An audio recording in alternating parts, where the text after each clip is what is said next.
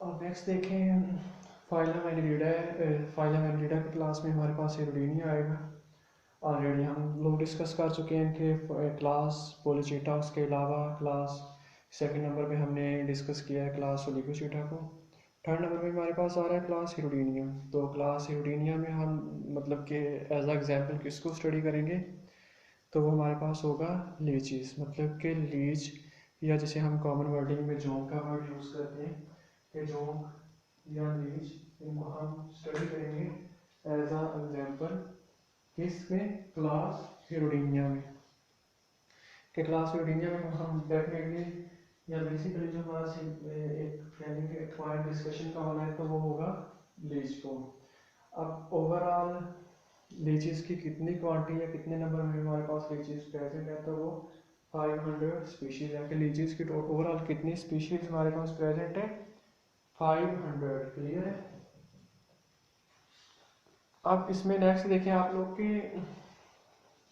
Habitat में आ रहे हैं हमारे पास के लीचीज किस तरह के इन्वायरमेंट में सर्वाइव करते हैं, या किस तरह का इन्वायरमेंट होता है जो तुम्हें साफ कर होता है, या किस तरह के इन्वायरमेंट में रहेंगे। तो हमारे पास आता है फ्रेश वाटर। दूसरे नंबर पे क्या है, मैरिंग वाटर। फ्रेश वाटर क्या होता है कि मूविंग वाटर, और ये क्या होता है मैरिंग वाटर, स्टैंडिंग वाटर। मतलब कि अब दो कहने के हैबिटेट होंगे कि या तो वो मैरिन वाटर में सर्वाइव कर सकते हैं या वो फ्रेश वाटर में, मतलब कि मूविंग वाटर, जैसे कि हम कहते हैं कि रिवर्स या कैनाल्स वगैरह या स्ट्रीम्स वगैरह में पानी होता है जो कि फ्लो करता है, फ्लोइंग वाटर या moving water. Standing water means के मैरिन वाटर। ये दो डिफरेंट इन्वायरमेंट हो सकते हैं जहाँ पे वो सर्वाइव करेगा। अब जनरल प्रैक्टिस में देखें कि पहले तो फाइलम हम दोनों क्लासेस में स्टडी किया है कि उनमें पैरापोडिया या सीटा प्रेजेंट होते हैं। पोलिचिटा में हमने अगर फाइलम सॉरी क्लास पोलिचिटा को स्टडी किया तो उसमें पैरापोडिया एंड सीटा दोनों प्रेजेंट थे और उनका रोल क्या था, लोकोमोशन में। अब इसमें क्या है कि ना तो पैरापोडिया प्रेजेंट है ना सीटा प्रेजेंट है। हाँ सीटा प्रेजेंट है इंटीरियर साइड में, लेकिन फ्यू इन नंबर्स, मतलब कोई स्पेसिफाई नहीं है, कोई स्पेशलाइज नहीं है अपने काम के लिहाज से, मतलब कि ना होने के बराबर है सीटा की तादाद। उसके बाद डोर्सल डोर्सो वेंट्रिकली फ्लैटेंड, मतलब क्या है कि बॉडी डोर्सल वेंट्रिकल साइड पे मतलब क्या होगा कि फ्लैटेंड होगी, स्टैंड बाय होगी। इस डायग्राम में आप लोग देखें, अब ये जो साइड आ रही है हमारे पास, कि ये साइड जो हमारे पास होंगी इसकी डोर्सल साइड होगी, ये साइड डोर्सल होगी, ये नीचे वाली साइड जो है वेंट्रल साइड है। अगर मैंने आप लोगों को पहले बताया हुआ है कि हम ह्यूमन की एग्जांपल लेते हैं तो हमारी जो बैक साइड होती है, मतलब कि बैकबोन साइड होती है, तो वो डोर्सल साइड में आती है। जो बेली साइड होती है वो वेंट्रल साइड में आती है। सेम इसी तरह इसमें आ रहा है कि ये डोर्सल साइड है, ये वेंट्रल साइड है। मतलब क्या है कि dorsal toward the ventral side stand by होगी। क्लियर है। तो इस तरह क्या है कि ये हमारे पास डोर्सल है, डोर्सल साइड आ रही है, ये हमारे पास वेंट्रल साइड है। अब हो क्या रहा है कि डोर्सल साइड मूव कर रही है टुवर्ड द वेंट्रल साइड। तो डोर्सो वेंट्रली फ्लैटेंड, मतलब कि स्टैंड बाय होंगे किस सेंस में, डोर्सल वेंट्रल, मतलब कि dorsal toward the ventral. Clear. अब सेगमेंटेड बॉडी है, क्योंकि हम फाइनल एनिडा में हमने सबसे पहले अगर स्टार्ट किया था तो हमने वर्ड या टर्म यूज की थी मेटाबॉलिज्म। आप लोगों को पता होगा, पहले मैंने लेक्चर में एक्सप्लेन किया है कि अगर हमने चैप्टर स्टार्ट किया तो उसमें हमारे पास बेसिकली क्या है, स्टार्ट में था मेटाबॉलिज्म एंड टाइमराइजेशन का प्रोसेस था। चैप्टर के स्टार्ट में एक्सप्लेन किया उसने। मेटाबॉलिज्म के प्रोसेस में क्या हो रहा था हमारे पास, अब इसमें क्या है कि बॉडी सेगमेंट्स में डिवाइड होगी, कि बॉडी के डिफरेंट सेगमेंट्स बनने हैं। सेगमेंटाइजेशन ऑफ बॉडी कह लें, या द मतलब कि divide the body into different segments. अब सेगमेंट्स में डिवाइड होना हमारे पास आएगा मेटाबॉलिज्म, उसी में नेक्स्ट टर्म यूज होती है टाइमराइजेशन, मतलब कि जो बॉडी डिफरेंट सेगमेंट्स में डिवाइड है तो उससे अपने काम के लिहाज से स्पेसिफाई होना हमारे पास आता है टाइमराइजेशन के प्रोसेस में। अब क्या है कि इस फाइलम मतलब क्या है कि चैप्टर 7 में हमने जो 3 डिफरेंट क्लासेस को स्टडी किया तो उसमें जो इन्वर्टिब्रेट होंगे तो वो क्या होंगे, सेगमेंटेड। तीनों में हमने स्टडी किया, तीनों क्लासेस में कि उनकी जो बॉडी होगी वो सेगमेंटेड बॉडी होगी। क्लियर है। नेक्स्ट देखिए 5 पेयर ऑफ आईज, कि जो आइज होंगी उनके 5 पेयर्स प्रेजेंट होंगे। अब क्या है कि 10 नंबर होंगे, मतलब आइज क्या है कि आइज 10 आइज प्रेजेंट होंगी, 5 पेयर्स प्रेजेंट होंगे, लेकिन ये आइज जो होंगी अपने काम के लिहाज से स्पेसिफाइड नहीं होंगी, मतलब कि वेल वे में विजन की सेंस में काम नहीं करेंगे, मतलब कि प्रेजेंट तो होंगी लेकिन जिसे कह रहे हैं कि जिस सेंस में अगर आप लोगों के माइंड में आया होगा कि 5 पेयर्स हैं आइज की, लेकिन जो 5 पेयर्स हैं वो अपने काम के लिहाज से स्पेसिफाइड नहीं है जिस तरह उन्हें होना चाहिए, मतलब कि क्लियर कट वे में विजन का प्रोसेस नहीं होता। एनिमल्स का देखें, अब एनिमल्स क्या है कि सेगमेंटेड बॉडी है। हमने पढ़ा है कि जो क्लास एटीन है उसमें लीचीज को हम स्टडी करें तो लीचीज की बॉडी क्या होता है, सेगमेंटेड बॉडी होती है। अब तो 34 सेगमेंट्स प्रेजेंट होते हैं इसमें, 34 सेगमेंट्स जो प्रेजेंट होते हैं। अब इन सेगमेंट्स को डिवाइड करने के लिए एक लेयर प्रेजेंट होती है जिसको हम कहते हैं एनुलस या एनुलाई। मतलब क्या है कि इस डायग्राम में अगर आप लोग देखें तो ये जो सेगमेंट्स बने हुए हैं, अब इनको डिवाइड करने के लिए जो आउटरमोस्ट लेयर आ रही है हमारे पास, डायग्राम में देखें आप लोग कि उसमें जो सेगमेंट्स बने हुए हैं बॉडी के, अब उन सेगमेंट्स की जो आउटरमोस्ट लेयर है जो कि इसको मतलब कि इंटीरियर और पोस्टीरियर एंड्स को डिवाइड कर रही है, तो उसको हम क्या कहते हैं, एनुलाई या एनुलस। क्लियर, मतलब कि अब इन दोनों हाफ को डिवाइड करने के लिए जो हमारे पास बेसिकली है वो क्या है, एनुलस का। सेगमेंट्स को मतलब कि एक्सटर्नल और इंटरनल जो इंटीरियर सेगमेंट्स हैं उनको डिवाइड करने के लिए बेसिकली इसका रोल होगा। एंटीरियर एंड पोस्टीरियर सर्कल्स, मतलब कि हमने स्टडी किया है कि जो हमारे पास लीचीज होती हैं, आप लोग कॉमन वर्डिंग में भी जानते हो, कॉमन मतलब कि आपकी रोजमर्रा जिंदगी में आपने कई बार सुना होगा, देखा होगा कि ऐसे ऐसे मतलब उस वर्टिब्रेट पे या उस मैमल पे जाके जो अटैच मतलब जो अटैच हुई और वहाँ से उसने क्या किया कि ब्लड को साफ किया। या कुछ लोग कहते हैं, खैर मुझे तो इस बात के मतलब कि कोई क्लियर कट आइडिया नहीं है, लेकिन कहते हैं कि सुना था कि अगर किसी का मतलब कि ब्लड जिसे कहते हैं कि कॉमन वर्डिंग में कि खून जिसका साफ नहीं होता या गंदा खून होता है, तो उसको रिमूव करने के लिए, निकालने के लिए वहाँ पे जाके लीच को अटैच करते हैं। मतलब मैंने अपनी यूनिवर्सिटी लाइफ में सुना है, मैं श्योर नहीं हूँ इस बात पे, लेकिन मैंने सुना था कि कहते हैं कि अगर किसी ह्यूमन बीइंग का उसका खून साफ ना हो, गंदा खून हो, तो वहाँ से उस गंदे खून को निकालने के लिए वहाँ पे जाके लीच को अटैच करते हैं। तो अब लीच की फीडिंग में भी हमारे पास क्लियर हो रहा है कि फीडिंग में, लीचीज की फीडिंग में बेसिक चीज या बेसिक फीडिंग एटम क्या आ रही है, तो वो ब्लड होगा कि जिस इन्वर्टिब्रेट पे जाके वो अटैक कर रही है, अटैच हो रही है, तो वहाँ से क्या है कि ब्लड को साफ करेगी, लेकिन इतनी पॉइजनस नहीं होती, मतलब कि बल्कि पॉइजनस होती ही नहीं है कि अटैच होगी, बाइट करेगी, ब्लड को साफ करेगी, लेकिन मतलब कि एनोइंग तो होगा, जैसे कह हैरान कुन तो होगा आपके लिए, थोड़ा अजीब लगेगा, लेकिन उस सेंस में जिसे आप सोचेंगे कि बहुत हार्मफुल होगी अगर कट किया, बाइट किया, लेकिन हार्मफुल नहीं है। क्लियर है। अब लोकोमोशन में देखें कि स्पेशलाइज्ड बॉडी वाल हमने पढ़ा था अर्थवर्म में या उससे पहले क्लास पोलिशिटा में हमने स्टडी किया है, तो उनमें क्या है कि डेफिनेटली हमारे पास सीटा या पैरापोडिया या लॉन्गिट्यूडनल मसल्स प्रेजेंट थे जो कि बेसिकली रोल प्ले कर रहे थे लोकोमोशन में, लेकिन इसमें सीटा और पैरापोडिया एब्सेंट है, लेकिन यही रोल प्ले किया है कि मसल्स, अब बॉडी के जो मसल्स होंगे तो वो इस तरह से स्पेशलाइज्ड होंगे कि वो लोकोमोशन में बेसिकली रोल प्ले किया करेंगे। तो अब किसका रोल आ रहा है कि बॉडी मसल्स एंड सीलम, दो ऐसी चीज़ें होंगी जो कि लोकोमोशन में बेसिक रोल प्ले करेंगी। फीडिंग एंड डाइजेशन में देखें, हमने पहले टॉपिक में स्टडी किया है कि लिविशीटा में अर्थवर्म में कि अर्थवर्म किस तरह के एनवायरनमेंट में रहता है और किस तरह का फीडिंग हैबिटेट है उसका, मतलब कि किस तरह की चीज़ों को वो एज अ फीड हासिल करता है। तो मोस्टली वो सेकमेंचर होते हैं, मतलब क्या है कि डेड डिकेइंग मटेरियल पे वो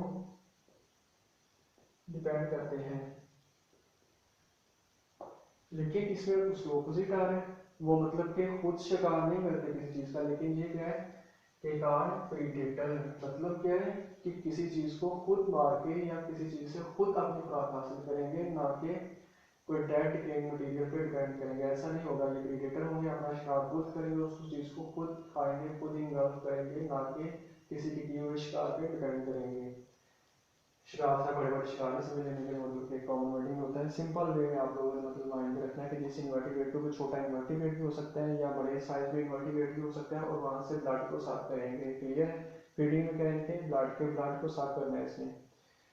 अब क्या है कि डिपेंड अपॉन अदर इन्वर्टिब्रेट, मतलब कि किसी दूसरे इन्वर्टिब्रेट को खाते हैं। सिंपल वे में मैंने पहले भी एक्सप्लेन किया है। प्रोबोसिस है। अब क्या है कि इस डायग्राम में हम लोग देखें कि प्रोबोसिस स्पोर है, कि प्रोबोसिस रीजन प्रेजेंट है कहाँ पे, एंटीरियर सर्कल्स पे। एंटीरियर सर्कल का बेसिकली रोल क्या होना है, सर्कल्स किसी चीज से साफ करना, मतलब कि ब्लड को साफ करना है। तो वहां पे प्रोबोसिस रीजन प्रेजेंट होगा जो कि क्या करेगा, मतलब जिसे कह रहे हैं कि बाहर निकलना, मतलब कि जैसे ही जाके किसी इन्वर्टिब्रेट पे अटैच होती है ये चीज, तो जो प्रोबोसिस रीजन होता है ये बाहर को निकलता है, और वहां से क्या है कि उस इन्वर्टिब्रेट की बॉडी में से जाके, जिसे कहते हैं कि धंस जाना, अंदर इंजेक्ट होना, जैसे इंजेक्शन लगता है तो उस सेंस में जाके प्रोबोसिस रीजन धकेलेगा खुद को, जाके अटैच होगा, वहां पे जाके इंजेक्ट होगा, और इंजेक्ट होने के बाद क्या करेगा कि वहां से ब्लड को साफ करेगा। अब मतलब कि जैसे जाके फाइंड किया है तो उसमें बेसिकली क्या है कि हीरोइन हीरोइन मतलब के सिक्रीशंस है, तो उनको सक्रीट करेगा, मतलब कि हीरोइन सक्रीट करेगा। अब ये जो सिक्रीशन आ रही है हमारे पास हीरोइन, अब यही सिक्रीशन वाहक ऐसी चीज है मतलब कि जो कि जैसे ही जाके सर्कल्स अटैक हुए हैं, डीएनए सर्कल जाके उस इन्वर्टिब्रेट की बॉडी के साथ अटैच हुए हैं, तो वहां पे हीरोइन को सक्रीट करेगा। हीरोइन क्या करेगी कि ब्लड को मतलब कि जैसे कह लें कि जमने नहीं देगी, मतलब कि वहां से जितनी देर तक उसने ब्लड को साफ करना है तो उतने टाइम तक जो हीरोइन सिक्रीशन है ये ब्लड को वहां पे क्लोटिंग का प्रोसेस नहीं होने देगी। क्लियर है? उसके अलावा नेक्स्ट इसमें आता है मतलब कि आप फीडिंग में क्या है कि हमने पढ़ा है कि हीरोइन सिक्रीशन सिक्रीट हुई, जो कि बेसिकली क्या है कि ब्लड की क्लोटिंग नहीं होने दे रही उस जगह से, और वो ब्लड को साफ कर रही है। ब्लड को साफ करने के बाद मतलब कि माउथ पार्ट के बाद जो नेक्स्ट इसका क्या है कि मस्कुलर फेरिंग्स है। मस्कुलर फेरिंग्स क्या करेगी कि उस ब्लड को पुश करेगी टुवर्ड द इसोफेगस। इसोफेगस से क्या है कि स्टमक में जाएगी। अब स्टमक में मतलब सिंपल वे में अगर थोड़ा सा आप लोग माइंड में रखें तो इसकी फीडिंग या डाइजेशन में हमारे पास सबसे पहले क्या रहेंगे कि प्रीडेटर होते हैं। डिपेंड अपॉन मतलब कि फीडिंग में क्या करते हैं, दूसरे इन्वर्टिब्रेट पे डिपेंड करते हैं। प्रोबोसिस रीजन जो हमारे पास है कि प्रोबोसिस का बेसिकली रोल क्या है कि ब्लड को साफ करना। अगर हमारा डाइजेशन का प्रोसेस स्टार्ट हो रहा है तो फर्स्ट स्टेप अगर आप लोग इसको मेंशन कर लें तो प्रोबोसिस है। प्रोबोसिस से क्या होगा कि ये जाके इंजेक्ट होगा। इंजेक्ट होने के बाद नेक्स्ट स्टेप में हमारे पास आ रहा है तो सेक्रेट हीरोइन, मतलब कि ये सेक्रेशन है। अब ये सेक्रेशन क्या है कि ब्लड क्लोटिंग का प्रोसेस नहीं होने देगी।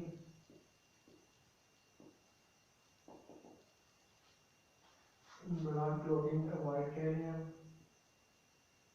ब्लड क्लोटिंग प्रिवेंट कह रहे हैं, मतलब कि ब्लड क्लोटिंग का प्रोसेस नहीं होगा इस हीरोइन की सेक्रेशन की वजह से, या हीरोइन जो सेक्रेट हुआ है। अब प्रोबोसिस जाके अटैक किए। अटैक होने के बाद क्या है कि हमारे पास मतलब कि जो हम लीचीज को स्टडी कर रहे हैं तो उसमें जो हीरोइन के बाद आ रहा है मतलब कि ब्लड को साफ किया है प्रोबोसिस रीजन है, उसके बाद माउथ रीजन में नेक्स्ट जो हमारे पास होगा तो वो फेरिंग्स होगा। फेरिंग्स का बेसिकली रोल आप क्या है कि फेरिंग्स उस ब्लड को पुश करेगा टुवर्ड द इसोफेगस, और इसोफेगस से नेक्स्ट वो ब्लड पुश होगा टुवर्ड द स्टमक। मतलब कि इसमें आप एक पूरे का पूरा साइकिल है कि कैसे फर्स्ट स्टेप में क्या है कि हमारे पास आ रहा है इसमें प्रोबोसिस आएगा। उसके बाद नेक्स्ट स्टेज में हमारे पास क्या आ रहा है, इसोफेगस आएगा इसमें, सॉरी फेरिंग्स का आएगा कि मस्कुलर फेरिंग्स का रीजन प्रेजेंट है।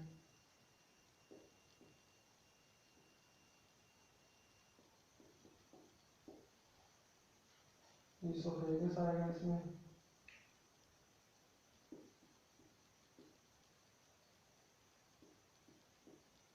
इसोफेगस के बाद क्या है, स्टमक आएगा। मतलब क्या है कि एक पूरे साइकिल को मतलब कि डाइजेशन के प्रोसेस को मैंने सिंपल वे में एक्सप्लेन करने की कोशिश की है, तो उसमें प्रोबोसिस प्रोबोसिस का सबसे पहले रोल आ रहा है कि उस ब्लड को सक करने में बेसिक रोल प्ले करेगा। उसके बाद क्या है कि फेरिंग्स की तरफ आएगा ब्लड। फेरिंग्स क्या है कि उसको ब्लड को पुश करेगी टुवर्ड द इसोफेगस और इसोफेगस से स्टमक में जाएगा। मतलब पूरे का पूरा डाइजेशन का प्रोसेस होगा, बॉडी अपनी जरूरत के मुताबिक ब्लड को इनटेक करेगी। क्लियर है। उसके बाद गैस एक्सचेंज का प्रोसेस है कि गैस एक्सचेंज के प्रोसेस में ये पहले सेंस ऑर्गन का देखें आप लोग के। सेंस ऑर्गन अब बेसिकली क्या है कि आप लोगों ने सेंस मतलब कि किसी चीज़ को सेंस करना। अब टेम्परेचर को भी सेंस किया जा सकता है, लाइट को भी सेंस किया जा सकता है, साउंड को भी सेंस किया जा सकता है, प्रेशर को भी सेंस किया जा सकता है, वाइब्रेशंस को भी सेंस किया जा सकता है। जैसे हमने सिंपल आप लोगों ने पहले पढ़ा होगा कैसे में कि मैकेनोसेप्टर प्रेजेंट होते हैं, बैरोसेप्टर्स प्रेजेंट होते हैं, टैक्टाइल रिसेप्टर प्रेजेंट होते हैं, थर्मोसेप्टर्स प्रेजेंट होते हैं, फोटोरिसेप्टर्स प्रेजेंट होते हैं, बैरोरिसेप्टर्स। तो डिफरेंट टाइप्स के हाइड्रो जियोरिसेप्टर्स। तो मतलब कि सारे के सारे रिसेप्टर्स हैं और बॉडी का कौन सा पार्ट ऐसा होता है कि जो कि उस रिसेप्टर्स को डिटेक्ट करने के लिए यूज होता है। मतलब अगर मैं कहता हूँ कि मैंने साउंड को डिटेक्ट करना है तो हमारे पास अब रिसेप्टर्स में सेंस रिसेप्टर में कौन सी चीज़ बेसिक होगी, ईयर जो हमारे पास है साउंड डिटेक्ट करने के लिए यूज होगा। या अगर हमारी आइज हैं तो आइज क्या है कि as a play the basic role of the photoreceptors. तो अब इसमें क्या है कि सेंस ऑर्गन कौन कौन से हैं। फोटो रिसेप्टर सेल्स प्रेजेंट होंगे, मतलब क्या है कि आइज प्रेजेंट होंगी, हीडो मैनिकैलिस। अब इसमें क्या है कि ये एक स्पीशीज है। अब उनमें क्या है कि टेम्परेचर को सेंस करने के लिए स्पेशलाइज्ड स्ट्रक्चर्स मतलब के डेवलप होंगे। मतलब कि ये सिर्फ इसी स्पीशीज में, स्पीशीज किसकी है, लीच की, कि लीचीज की जो डिफरेंट स्पीशीज है तो उसमें सिर्फ उसने एक स्पीशीज को मेंशन किया। अंडरलाइन मैंने इसलिए किया क्योंकि साइंटिफिक नेम है उस स्पीशीज का हेरिडो मेडिकनालिस, कि ये साइंटिफिक नेम है, इसलिए मैंने दोनों को अलग अलग के जीनस और स्पीशीज का नेम दोनों को अलग अलग वे में अंडरलाइन करते हैं। अगर आप लोग ये अंडरलाइन नहीं करते तो आप लोग का एग्जाम में डेफिनेटली मार्क्स कट होंगे और आपका ये गलत तस्वर किया जाएगा। अंडरलाइन करना लाजमी है, इटैलिक्स में या अंडरलाइन करना। अगर आप आम हाथ से लिख रहे हो, सिंपल वर्डिंग में यूज कर रहे हो तो अंडरलाइन करना लाजमी होता है। जीनस का नाम ऑलरेडी ऑलमोस्ट कैपिटल वर्ड में यूज करते हैं और स्पीशीज का नाम जैसे ये एम है तो एम स्मॉल होगा, जीनस का नाम एच से स्टार्ट होगा तो एच कैपिटल होगा। जनरल वे में मतलब था जैसे बाइनोमियल नोमेनक्लेचर के कुछ रूल्स हैं तो आप लोगों को पता होंगे। अब क्या है कि हीडो मेडिकैनिस अब ये स्पीशीज है। अब इस स्पीशीज में क्या है कि टेम्परेचर को सेंस करने के लिए स्पेशलाइज्ड सेंस ऑर्गन प्रेजेंट होंगे। थर्ड नंबर में हमारे पास क्या है कि टर्मिनल ब्रिस्टल्स है। टर्मिनल ब्रिस्टल्स क्या है कि टंग रीजन पे प्रेजेंट होंगे, जो कि बेसिकली क्या है कि रोल प्ले करेंगे सेंस करने के लिए। मतलब कोई भी तरह के जो सेंसरी रिसेप्टर्स है, किसी भी चीज़ को सेंस करना है वो टेम्परेचर की सेंस में भी आ सकता है कि टेम्परेचर को अगर सेंस करना है तो वो क्या है कि टर्मिनल ब्रिस्टल जो हमारे पास प्रेजेंट होंगे क्या है टंग रीजन पे प्रेजेंट होंगे। आप बेसिकली क्या मतलब करेंगे कि क्या टेम्परेचर को डिटेक्ट करने के लिए कोई भी ऐसा रिसेप्टर जो कि इसकी बॉडी के साथ आके अटैच हो रहे हैं, वो प्रेशर को भी डिटेक्ट किया जा सकता है। उसको डिटेक्ट करने के लिए बेसिकली रोल प्ले होगा टर्मिनल क्रिस्टल्स का। ऑलरेडी आप लोगों को ये सारा टॉपिक क्लियर हो गया होगा। उसके बाद इसमें आ रहा है एक्सक्रीशन का प्रोसेस है कि मेटानेफ्रीडिया प्रेजेंट होंगे, नेफ्रीडियम प्रेजेंट होंगे। मतलब कि सिंपल वे में दो तीन लाइनें एक्सप्लेन की है इसमें। तो उसमें सबसे बेसिकली इसमें क्या है कि मेटानेफ्रीडिया का रोल है कि मेटानेफ्रीडिया जो कि सारे के सारे फूड उसने इनटेक किया है, जो ब्लड सैक किया है तो उसकी एक्सक्रीशन में जो कि स्टमक में जाके फूड मतलब कि डाइजेस्ट हुई है। उसके बाद डाइजेशन के बाद जो एक्सक्रीटरी प्रोडक्ट है तो उसमें बेसिकली उनको एक्सक्रीट करने में हमारे पास जो बेसिक रोल होगा तो वो मेटानेफ्रीडिया का होगा। क्लियर है। Reproduction and development and simple explain किया है उसने पेज नंबर 186 के लास्ट पे के मोनोशियस होंगे। अगर इसमें जनरल फैक्टर्स हम देखते हैं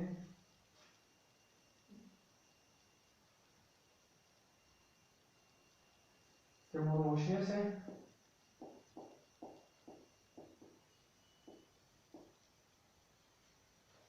कि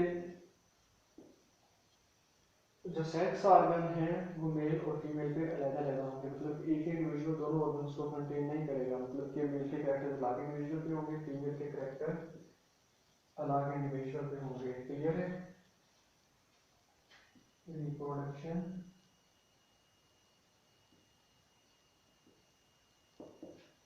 अब रिप्रोडक्शन के प्रोसेस में क्या हो रहा है कि मोनो, सबसे पहला जनरल फैक्टर उसने एक्सप्लेन किया है कि मोनोविशियस होंगे, एसेक्सुअल रिप्रोडक्शन इसमें डेफिनेटली एब्सेंट होंगे। हमने अर्थ में पढ़ा था कि एसेक्सुअल रिप्रोडक्शन प्रेजेंट थी।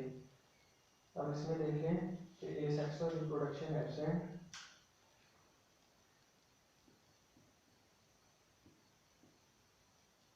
Asexual reproduction absent.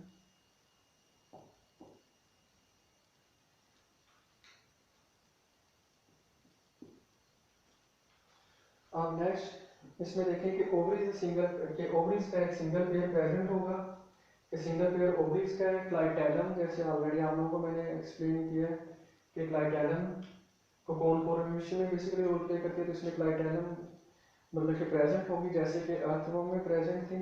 उसके अलावा क्या है कि मेल फीमेल दोनों आपस में एक दूसरे के साथ कंबाइन होंगे, फ्यूज होंगे। फ्यूजन के प्रोसेस के नतीजे में क्या है कि जो पेनिस है बेसिकली रोल प्ले करेगा स्पर्म के ट्रांसफॉर्मेशन में।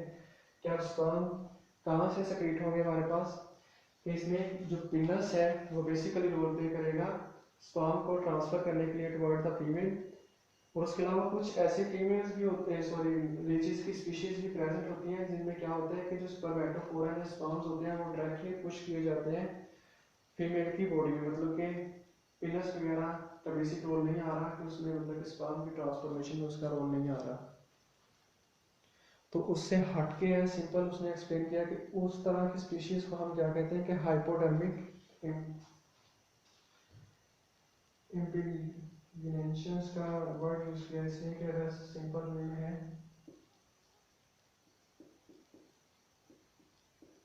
हाइपोडर्मिक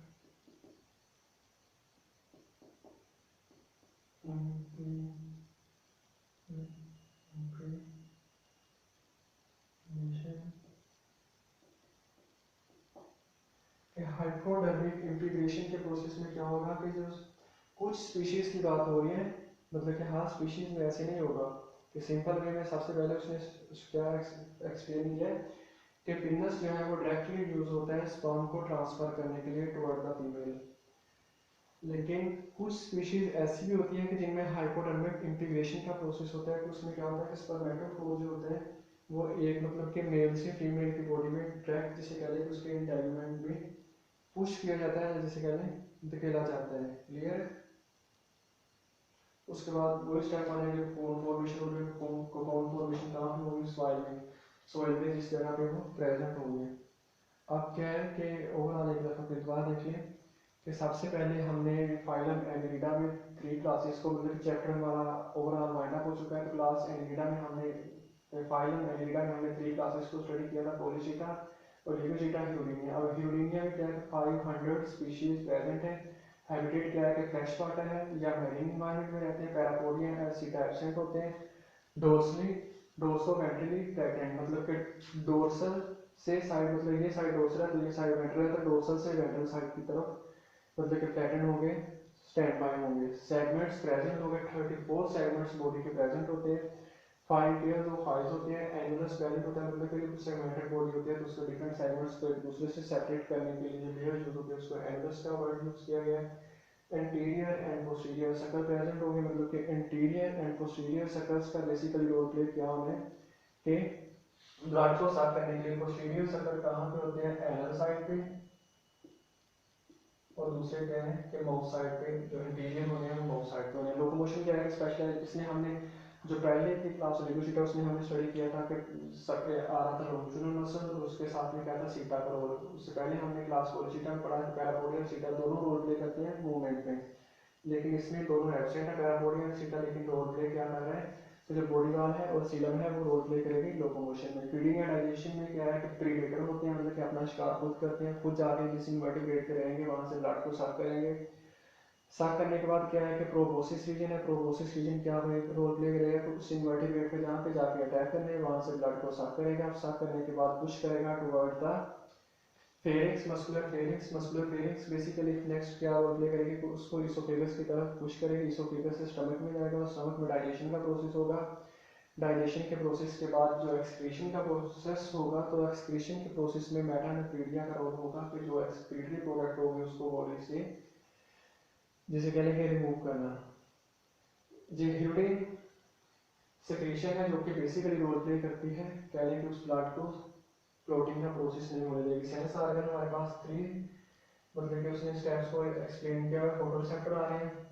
फोटोरिसेप्टर मतलब कि फोटोरिसेप्टर्स क्या है, उसमें आइज बेसिकली होंगी। फोटोरिसेप्टर मतलब कि लाइट को डिटेक्ट करने के लिए हीरोडिनिया मैग्नेटाइलिस ये स्पीशीज हैं जो कि बेसिकली क्या है कि उनमें टेम्परेचर को सेंस करने के लिए सेंस ऑर्गन प्रेजेंट होते हैं, टर्मिनल क्रिस्टल्स होते हैं जो कि टंग रीजन पे प्रेजेंट होती है। रोल प्ले क्या करते हैं कि टेम्परेचर या कोई भी ऐसा स्टिमुलस जो कि आके अप्लाई होता है तो उसको डिटेक्ट करेंगे। रिप्रोडक्शन में क्या है कि मोनोशियस है, मतलब कि मेल फीमेल कैरेक्टर्स अलग अलग इंडिविजुअल पे प्रेजेंट होंगे, दोनों कैरेक्टर एक इंडिविजुअल पे प्रेजेंट नहीं होंगे। एसेक्सुअल रिप्रोडक्शन क्या है, एब्सेंट है। उसके अलावा हाइपोडर्मिक इंटीग्रेशन का प्रोसेस हो रहा है कि सबसे पहले तो क्या है कि पीनस का रोल आ रहा है, फिर स्पर्म को मूव करवाने के लिए रोल प्ले करेंगे। हाइपोडर्मिक इंटीग्रेशन में क्या होगा कि पीनस डायरेक्टली रोल प्ले नहीं करेगा, उसमें क्या है कि जो बेसिकली क्या है कि स्पर्मेटोफोर जो है वो डायरेक्टली जिसे कह लें कि दाखिल होंगे या इनटेक होंगे या जाके अटैक करेंगे एग पे, मतलब कि पीनस का रोल से हट के है, तो हाइपोडर्मिक इंटीग्रेशन आ जाएगा। क्लियर है। अब हमारा चैप्टर ऑलमोस्ट वाइंड अप हो चुका है। इसके अबाउट अगर आप लोग मुझसे कोई क्वेश्चन पूछना चाहते हैं, कोई बात डिस्कस करना चाहते हैं, वो आप मुझसे पूछ सकते हैं अलग से। उसके अलावा नेक्स्ट इंशाल्लाह हम कल से चैप्टर नंबर 8 स्टार्ट करेंगे।